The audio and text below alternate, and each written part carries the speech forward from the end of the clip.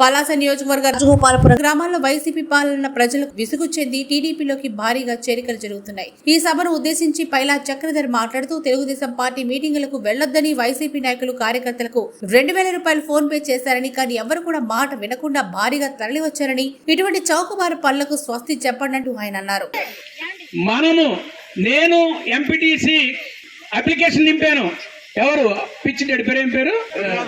బమ్మిడి దుర్యోధన ఎంపీటీసీకి నేను నింపాను అప్లికేషన్. ఆ అప్లికేషన్ నింపి మీరు మనందరం కలిపి ఓట్లేస్తే ఇండిపెండెంట్ గా గెలిచిన అభ్యర్థి వచ్చి డబ్బులు అతని చేత పంపించి ప్రతి ఒక్క కుర్రోడికి కూడా 2,000 రూపాయలు వేశారు. 2,000 రూపాయలు వేసారా లేదు? నీకు వేశారు. స్క్రీన్ షాట్ కూడా నా దగ్గర ఉంది. ఏమి రావణ అబ్బాయి అదే డబ్బులు కూడా ఉన్నాయి. ప్రతి ఒక్క కుర్రోడికి కూడా 2,000 రూపాయలు వేసినటువంటి స్క్రీన్ షాట్లు ఉన్నాయి. రేపు మేడం గారు ఫ్రీ అయ్యాక దీన్ని పత్రికాముఖంగా ప్రెస్ మీట్ కూడా ఇస్తాం. అంత నీచమైనటువంటి రాజకీయాలు చేస్తున్నారు.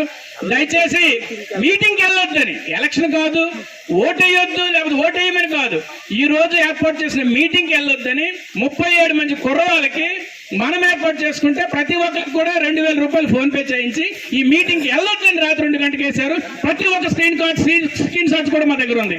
ఒకవేళ అందులో ఈ 37లో కూడా ఒకే ఒక మనిషి మాత్రమే ఉండిపోండి. ఇంజక్షన్ పొడుచుకున్నాడు. పేరు మర్చిపోయాను.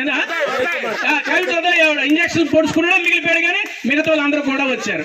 కాబట్టి దయచేసి అలాంటి నీచమైనటువంటి రాజకీయాలు మానాలని ఇక్కడ ఉన్నటువంటి అతి నీచమైనటువంటి దుర్మార్గుడైనటువంటి అప్పలరాజుకి హితో పలుకుతున్నాం. నీవు అరచేతితో ఈ యొక్క మన వస్తున్నటువంటి అగ్ని ఘోరాల్లో నీవు ఆపలేవు, ఈ యొక్క వేడిని నీవు ఆపలేవు.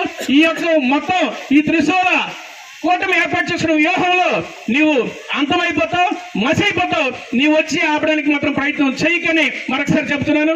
అదే బమ్మిడి దుర్యోధనరావు ఎంపీటీసీ, నీకు ఒకవేళ నిజంగా దమ్ముంటే నీవు పలాస అధికార ప్రతినిధివు కదా, నీవు ఎప్పుడు వస్తావో చెప్పు. గంట ముందు మాకు కౌరియు, మేము ఉంటాం. నీకు దమ్ముంటే నీవు ఈ ఊర్లో అడుగుపెట్టు. బమ్మిడి దుర్యోధనరావు ఎంపీటీసీగా నీవు గెలుపొంది మళ్ళా గుట్ట చొప్పున నీవు అమ్ముడిపోయి డాక్టర్ శ్రీధర్ అప్పలరాజు చెంతన చేరావు. కాబట్టి నీకు దమ్ము 15 లక్షలకు అమ్ముడిపోయేవాట. ఇదో చెప్తున్నారు మన మిత్రులందరూ. ఓట్లు వీళ్ళందరూ ఆల్గేసిన ఓట్లు వేసిన వాళ్ళే.